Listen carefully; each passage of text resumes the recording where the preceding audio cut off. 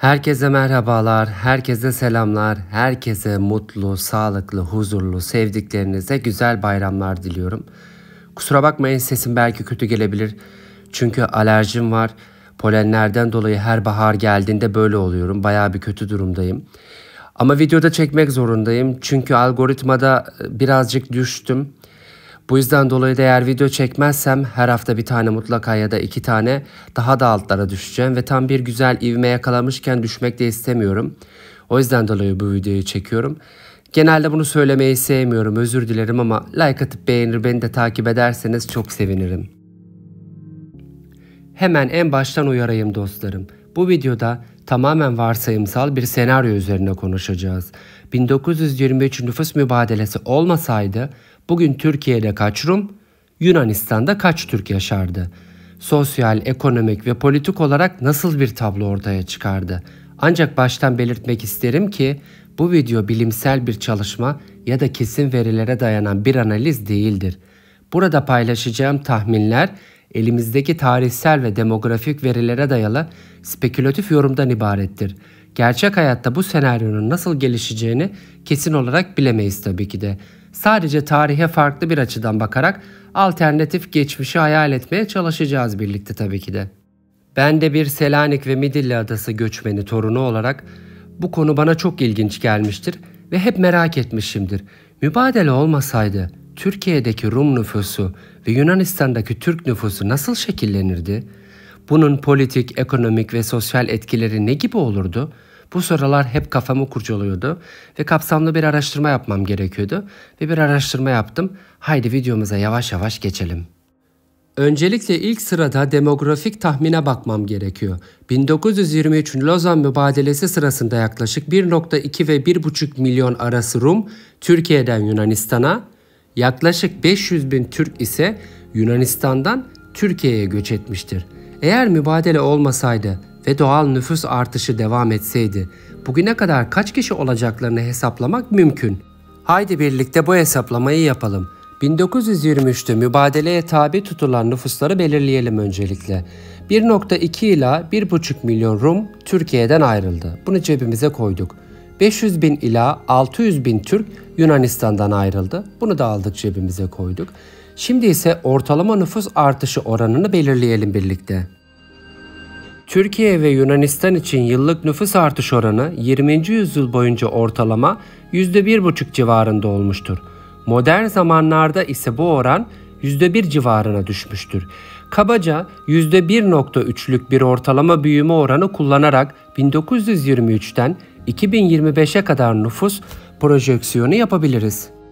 Şimdi hesaplama yapıp nüfus sayılarını çıkaralım. Eğer mübadele olmasaydı ve bu topluluklar Türkiye ve Yunanistan'da kalmaya devam etseydi, tahmini olarak Türkiye'de yaklaşık 5 milyon Rum yaşıyor olabilirdi.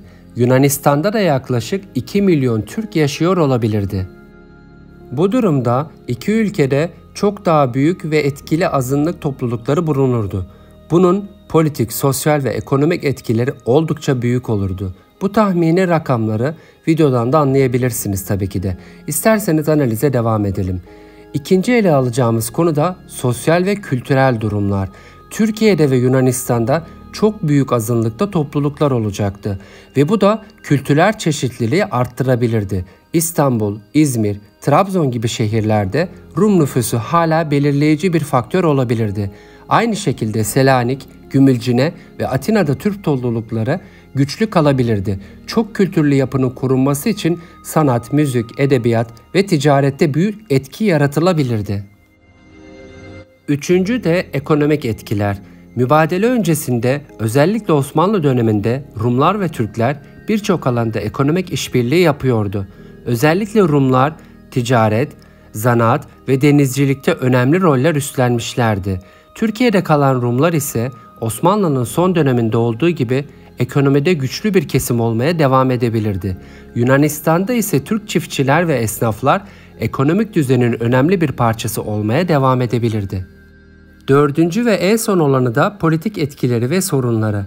Eğer büyük azınlık toplulukları varlığını sürdürseydi, Türkiye ve Yunanistan'daki iç siyaset farklı olabilirdi. Azınlık hakları, vatandaşlık hakları ve eğitim konularında daha fazla tartışmalar yaşanabilirdi. Kıbrıs meselesi farklı bir şekilde gelişebilirdi. Türkiye ve Yunanistan arasında daha fazla iç içe geçmiş bir toplum yapısı olacağından iki ülkenin ilişkileri belki daha iyi olabilirdi ya da daha fazla kriz de yaşanabilirdi. Tüm olasılıkları açıkladıktan sonra size bir soru sormak istiyorum.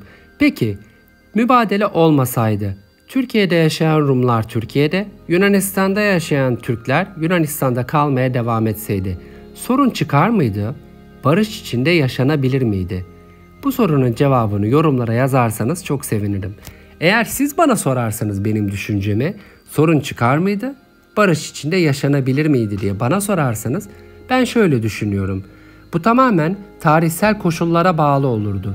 Eğer Osmanlı'dan kalan çok kültürlü yaşam modeli devam ettirilebilseydi belki de barışçıl bir şekilde bir arada yaşamak mümkün olabilirdi.